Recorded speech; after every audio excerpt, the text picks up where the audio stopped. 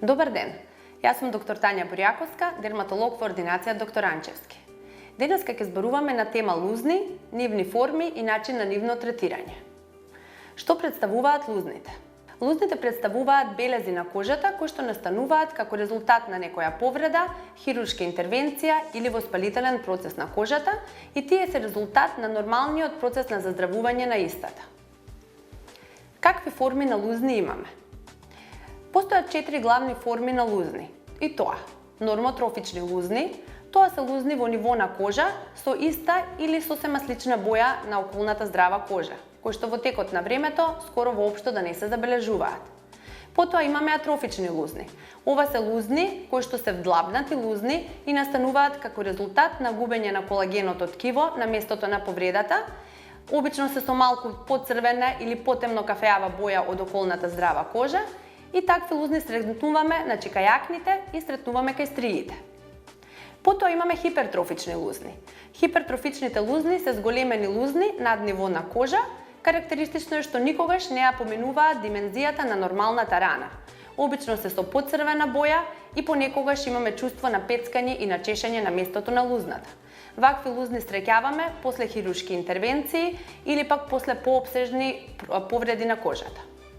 И на крај келоидни лузни или мощни големи израстоци на кожата кои што настануваат поради екстремно зголемено создавање на колаген на местото на повредата, за кои што постои обично генетска предиспозиција и кои што се пропратени со чешање, со јадеж, со болка и затегнување на ткивото и секогаш ја надминуваат големината на самата почетна рана. Со какви видови на лузни најчесто се среќаваме во дерматолошката пракса? Во дерматолошката пракса најчесто се сретнуваме со лузните после акни, како и со хипертрофичните и келоидните лузни. Постакне лузните представуваат нормален процес на заздравување после воспалителниот процес на акните. Тие може да бидат во форма на длабоки игличести дупчиња, така наречени ice pick лузни, може да бидат во форма на брановидни нерегуларности на кожата, така наречени ролинг лузни, може да бидат во форма на овални или со неправилна форма вдлабнатинки со јасно демаркирани вертикални граници, така наречени бокскар лузни, или пак хипертрофични и келоидни зголемени лузни над ниво на кожа. Постакне лузните обично се пропратени со постинфламаторна хиперпигментација, која што е во форма на црвенило или пак кафеава пребоеност на самите лузни и која што со текот на времето, во време траење од година до 2, се нормализира и лузната помалку се приметува.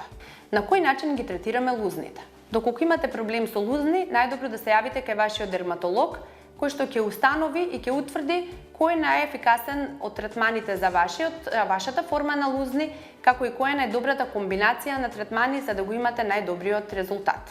Она што е важно да знаете е дека лузните не може да бидат 100% измазнети, туку може со комбинација на повеќе третмани да се постигне висок процент на нивно измазнување, со што и естетскиот момент ќе биде поприфатлив за самиот клиент. Третманите за лузни ги делиме во две главни групи. И тоа се третмани кои што се изведуваат во зимските, односно несончевите месеци, поради својата агресивност, и третмани кои што може да се изведуваат во текот на целата година. Третманите кои што се изведуваат во зимските месеци опфаќаат поагресивни третмани и тука ги вбројуваме: микродермоабразија и криотерапија, со кој што се постигнува отстранување на површинскиот слој на мртви клетки. На тој начин лузните се измазнуваат. Кај микродермоабразијата тоа се постигнува со помош на стругање на кожата со кристали, додека пак кај криотерапијата тоа се постигнува со смрзнување на површинските клетки со помош на течен азот. Потоа ги имаме хемиските пилинзи. Површинските хемиски пилинзи на база на овошни киселини, со кои што се измазнува површинскиот слој на кожата и се погодни кај мощне површните лузнички. Потоа средно длабоките пилинзи, кои што најчесто се применуваат со различна концентрација трихлороцетна киселина, која што обезбедува отстранување на подлабоки слоеви на кожата и која што бара останување во домашни услови од неколку дена. Длабоките пилинзи на база на фенол или 100% на трихлороцетна киселина ретко се применуваат на целото лице, меѓутоа многу често ги применуваме при третманот на ice pick лузните. Понатаму имаме ластерско ремоделирање на лицето. Ласерските третмани се изведуваат со помош на семиаблативни и аблативни ласери, како што е ербиум ласерот или CO2 ласерот, кои што по фракциониран пат прават локализирана траума на кожата, се отстрануваат мртвите клетки, а на нивното место кожата продуцира нови клетки и на тој начин самата се ремоделира и измазнува. Останати ласери кои што наоѓаат примена во третманот на лузните се следните: Q-switch ласерите со clear lift методот, како и радиофреквентните ласери кои што стимулираат создавање на нови колагени влакна во длабочина на кожата, потоа IPL и DIPL ласерите кои што се успешни во третманот на постинфламаторните хиперпигментации, како и радиобрановиот третман за хипертрофичните и келоидните лузни.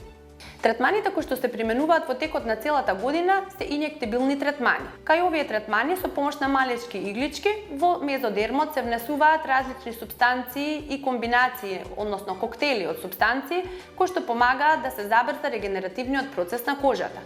Тоа е познатиот PRP третман, односно третманот со сопствена плазма и тромбоцити, понатаму комбинација од компоненти како ДНК пептиди, хиалуронска безотерапија, понатаму колагенска мезотерапија, хиалуронските филери и секако кортикостероидните инекции кај келоидните лузни со цел нивно измазнување и намалување.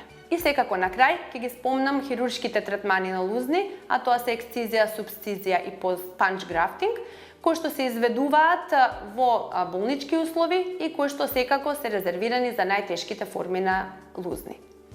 Доколку имате проблем со лузни, најдобро е да се јавите кај вашиот дерматолог за да имате најголем резултат од третманите кои што тој ќе ви ги одреди.